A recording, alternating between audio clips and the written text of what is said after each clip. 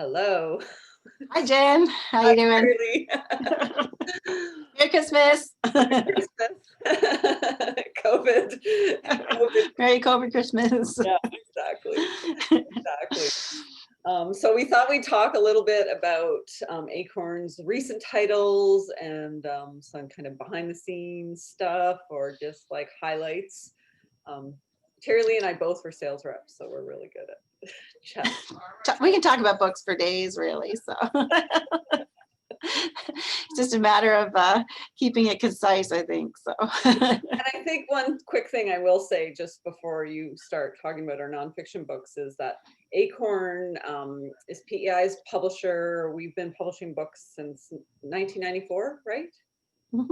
And Yep. founded by Lori Brinklaw. And what I love what Terrilee you said to me was like you try to have something on your list for everyone. So we're a PEI-based publisher. The books that we publish have always something to do with PEI, and the idea is, my dream to have, something for everybody. So you could go to the bookshelves at the bookstore and see something there for anybody on your list. So, but about PEI. So. And this fall list definitely, I think, ticks the boxes. Oh, for sure, yeah. So this is actually from last year, Bygone Days. But it came out late fall last year, so not everybody would already have it. And this goes along with Dutch Thompson's column that he has on CBC Radio. So you might all be familiar with Dutch's work. But this is it in print, the wonderful, amazing stories that he tells about, the lost generation of PE Islanders. And many of these people are no longer around, but they're wonderful stories, good for any PE Islander. Mm-hmm. And stories that, like, I don't know where we would find them if there wasn't Dutch to keep them alive. That's right. Most of these, it just tells about the ways of life that we just can't even imagine, and the things that these people lived through, and how they made it through. And like you say, that would be totally lost. But then a totally different type of nonfiction is Adrian McNally Smith's new book, A Reluctant Search for Spiritual Truths. This is Adrian's second book. It's the follow-up to his first book, which was called Finding Forgiveness, which came out a couple of years ago. This one dives a little deeper into the topic of Adrian sort of finding himself, finding spirituality, a spirituality that he didn't really know that he had. But all these little events happened in his life. There's sort of these sense of knowings that happened to him, and then he realized that these are happening for a reason. It's beautifully written. He's such a good writer. Whether you think this is a topic that you might be interested in or not, his writing is so good, it'll draw you in. I loved this book. I think and one thing that I love, like the people's reaction, like his readers' reactions and how they share, like how it brings out something in them. And even when I read it too, it's like you can connect with your own experiences and how you may have like had something in your life spiritual and like not necessarily known how to frame it or think about it. But Adrian does a really good job of connecting the dots. Exactly. I really felt the same way. It's like, oh my God, the exact same thing happened to me. And I didn't know why, but I knew at the time that there was something, but you didn't realize it until later on what it was. But I think that's, there is a spirituality there that, whether you believe in God or whatever it is, there are these things that just happen that can't be explained otherwise. So it's kind of like PEI's Anne Lamott. Exactly. Next up, another kind of nonfiction book, Angela Doucette's book on the keto diet, the keto solution. This is a really practical guide to living the keto lifestyle. This came through Angela's Facebook group of the same name, the Keto Solution, where she found herself you know, she went on the keto diet herself because she was actually, you know, becoming diabetic and having all these other heart problems and stuff. And she found keto and it just sort of changed her life, changed everything. I mean, she just, you know, she lost a ton of weight. All of her, the blood sugars went, you know, became normal. All of her heart levels came normal. Everything came normal after she sort of adopted this lifestyle. And anyway, so she's wanted, there's a lot of keto books out there. There's nothing specifically for Maritimers, but there's also a lot in here that, you know, there is about, you know, how to do it, like why, you know, about the science behind it. You know, it's not just a pretty cookbook. It's about, you know, fat, why fat's good. And then it's the kind of recipes that anybody could just delve into every day of the week, you know, broccoli salad, you know, just things that you'd always, you know, be able to make at home at any time. And the other thing I really like about it is for this time of year, this whole little section of holiday recipes. So even if you're not keto, but somebody in your family's keto and you don't know what to cook for them for the holiday season, this is a great book because this can just, you know, these are all wonderful recipes you can have for things that you can have on hand for the keto people in your life.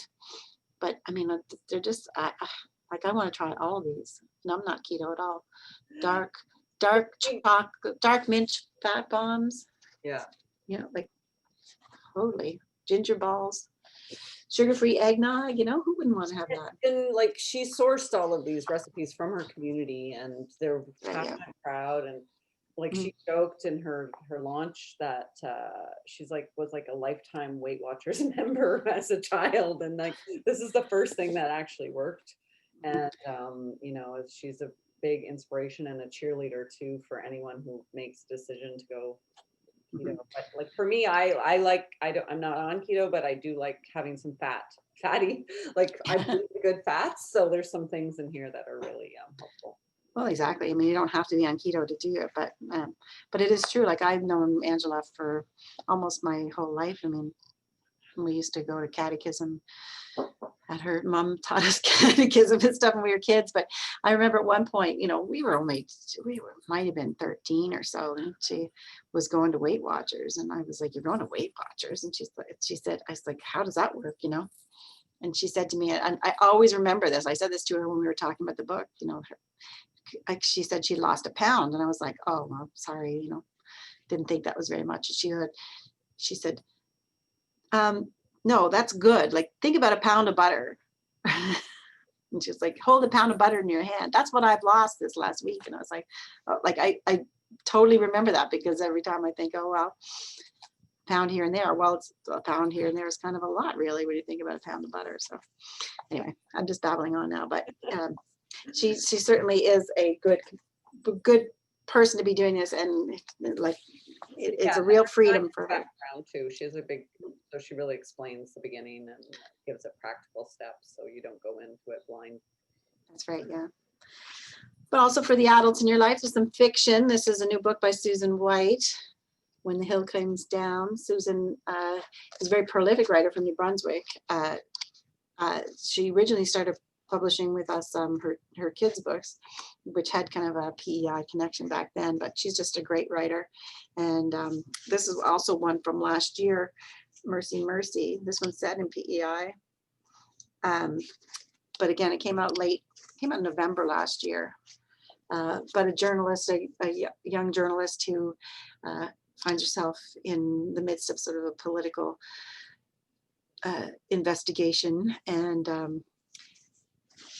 you know, sort of that political thriller. So, you know, there's crime that happens, but it's not like, you know, really dark and deep. It's more political. It's very good. This another great read from PEI. And for the kids on your list, we've got I would also say, like with the Susan White, if you're a fan of hers and you haven't had a chance already to check out the launch, the link's on our website, but it's a really, really good launch. She's interviewed by Gerard Collins. Yeah. And yeah, it was really enjoyable. So I just put that if you want to know more about Susan. Yeah, this one's on the tables at all the Indigo stores and stuff too. You'll see it there. She's very well liked around the Maritimes. Also, for the poetry reader, let me see if you can see here and there, poems from rural Prince Edward Island. We had this launch too. That one's on the website, right, Jen? Yep. Yeah. And what a reader. what a reader. Yeah, I was going to say, I'm not even going to try to read these for you because it'll ruin it. But if you want to just spend a little time listening to some wonderful poetry, you know, take a little bit of time and listen to our launch for this one. Yeah, and I do have a video coming on our Instagram, Facebook in the next few days with Rod reading a poem. But yeah, they're really like for anyone who likes just meditative around the land and the life that we live on PEI. That's right. It's just good for this time, enjoying the quiet times, enjoying the nature around you. It's perfect for this year, just to help you feel. The other thing that Hugh said, who's a former poet laureate, was that Roderick really can rhyme, and not a lot of modern poetry rhymes. And he also does like some classic sonnets and that kind of stuff, which is it's quite a really good collection. Yeah, and if you're the kind of person who's scared of poetry or not a big poetry reader, you can pick this up. It's totally accessible. Like I was saying at the launch, my mom said she really liked them. She would never have thought herself as, you know, I want to sit down and read some poetry, but it's she really enjoyed it. I think it's really just a nice way to escape from whatever's going on around us right now. Yeah, almost like little meditations, each poem. Like you could have it on a side table in your living room and pick it up. Or moving on to kids. Yes, we've got some kids books. For the younger guys, Mi'kmaq Campfire Stories from Prince Edward Island. I'm so excited about this book. This has been a few years in the making. Julie Plessier-Lush is the poet laureate right now. And this isn't poetry, although we're working on a poetry book with her. But this is the stories that the Mi'kmaq people from Prince Edward Island would have been telling around their campfires back in the day. So the campfire was a big storytelling time for the Mi'kmaq people, especially in the winter. This is the winter time now, because they'd be stuck inside and cozying up around the fireplace. And so it was a way of entertaining, telling these different nowadays people call them legends, but for them there were stories. And I think this is a great tribute to the Mi'kmaq people and their way of life. We've never seen anything like this from PEI before, with Mi'kmaq people telling their own stories, and I think it's a treasure. So hopefully we'll have more from her too. Yeah, no, very excited about that. And this is another exciting one, another diverse background to it. Patsy Dingwall is very involved with the Farmers Helping Farmers group. And this is a kid's book she wrote from that story, from that experience, sorry. So this is the story about a young teacher who is going to do what's used to be called a practicum. And she's a new teacher. She was teaching in PEI and then was accepted by Farmers Helping Farmers to go to Kenya. And when she goes, she thinks she's going there, bringing them gifts and going to teach them things. But what she finds when she gets there is that she really has a lot to learn from the Kenyan people. And I really like that idea. I mean, it's kind of something that we think, oh, we're, the whole white savior thing or whatever, but really that's not the case. And I think that Farmers Helping Farmers is a great charity because of that. They go over there, work with the farmers and help them grow things that they might not have been able to grow before, but they're not going in and sort of sweeping and saving the day and then leaving or whatever. So, but anyway, this is so sweetly illustrated too by Marla Lesage. I love what she did. And she did a great job of portraying, like, she's heard from people that that's actually like what the Kenyan airport looks like. She did a lot of research on that. Anyway, this is a really, really great book. It's the story about the kids who go or the teacher who gives the kids all these crayons when she gets to the class, and the kids break the crayons. And she's like, there's fresh boxes of crayons. What are you doing? You know? And then they said, we're going to share them so that we can share them with our friends and family who don't have a teacher who brought them these wonderful crayons. And it was just sort of like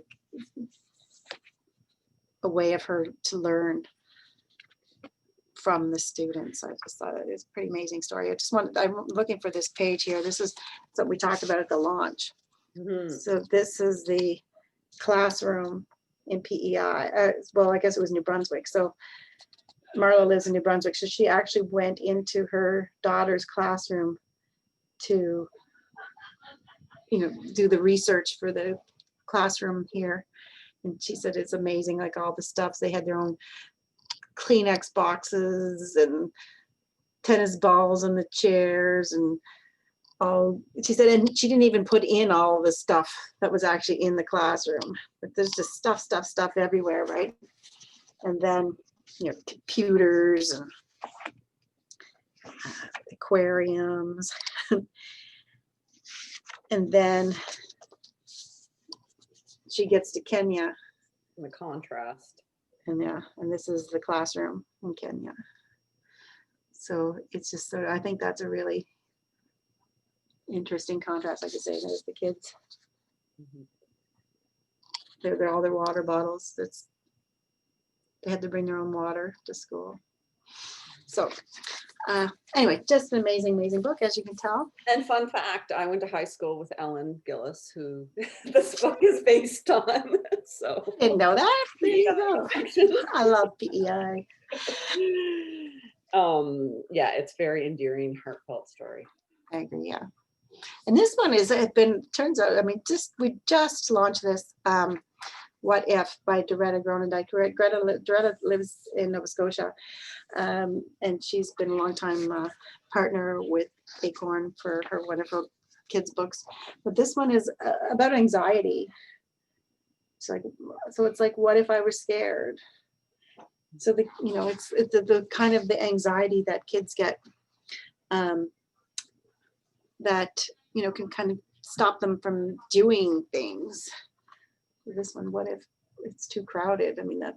It turns out that this is really relevant to what's happening now. When we started working on this book a year ago, that wasn't the case, but it's suddenly, these are real issues that, kids are facing, sort of anxiety around. So not that it's not always an issue, but it's even more so than ever. But the one thing we learned from this book is, but what if things are okay? And what if today's parent, you aren't the only one? Yeah, today's parent just chose it as a book of the week last week, I think, or 2 weeks. That's right. Yeah, that's right. Yeah. So that's Mm-hmm. national recognition, and I really, again, I love the way this looks. I think it came out really good. So this one's from last year, but again, it came out late last year, and it's although Lorne isn't from PEI, he's sort of an honorary PEI Islander. He has a house in Charlottetown, spends a lot of time on the island, and this is one of his songs that he wrote for his one-man show, I think it is. And then we had it illustrated by Lori Joy Smith, also from PEI. It's a lovely, lonely moose who meets the love of his life and scares away a hunter. It's fun. It's just plain silly and fun. And then, of course, we also have a new book for the teenager, you know, young adult person in your life. There's a new Kira book, Kira's Crossing. So this is the third book in the Kira series. Kira's finds out in the first book that she's actually a mermaid. And in the second book, she sort of runs away from home to kind of find her real family. And so this one sort of ties it all together. Kira's getting a little older in each one, so the books kind of go along with your age. So I think, you know, this is a great new one for the, it could be challenging for the 10-year-old, but a good 10-year-old could read it, but up more into that 12, 13, 14-year-old. But it's a wonderful topic of mermaids that kids love to imagine. But, Got a great write-up again, like in Atlantic Books today, did a roundup of best. That's right. Yeah, I was trying to share that on the Facebook page. I don't know. Did we were able to share it? Yeah, I did put it up there, and I've been so that one was one of the picks, as well as Broken Crowns and Mi'kmaq Legends and Bygone Days were all on that list. Yeah. So as you can see, there's pretty much anybody on their list. You find a nice, good PEI, brand new this year from this whole stack. Well, and it's funny, in publishing we work ahead, so now we're like, these books are done, but we're getting ready for our spring list, and there's a couple of exciting books like coming out from some of these authors. That's right. Yes, we have a new book coming from Dutch Thompson. It's Bygone Days 2. We haven't decided yet on the title, but it's going to be more of the wonderful stories from the Bygone Days of PEI, and I know there's some kitchen stories in there too, and I can't wait to get that one from the editor. We're expecting the final version at the end of January, final manuscript. So we're hoping to have it out in time for Mother's Day. So good gift. But sooner than that, we should have out Tale of Two Fiddlers, which is Fred Fiddler McDonald's memoir of him and his family, and also a bit of a history of the sport in Charlottetown.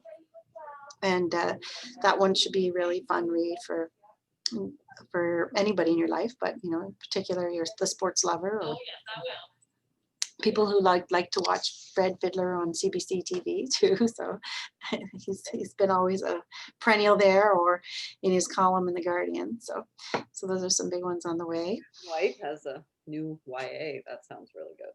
Yes.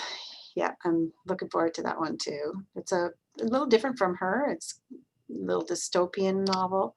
So she's done a number of books for that sort of middle reader, early young adult age group, but they've all, well, there's one that had a little bit of fantasy to it, but this one is more dystopic, so a bit of a departure, but the editor said it's coming along. It's like really strong manuscript now, so can't wait to look for that one. Yeah, so, and hopefully next year, like I said, we have a book coming with the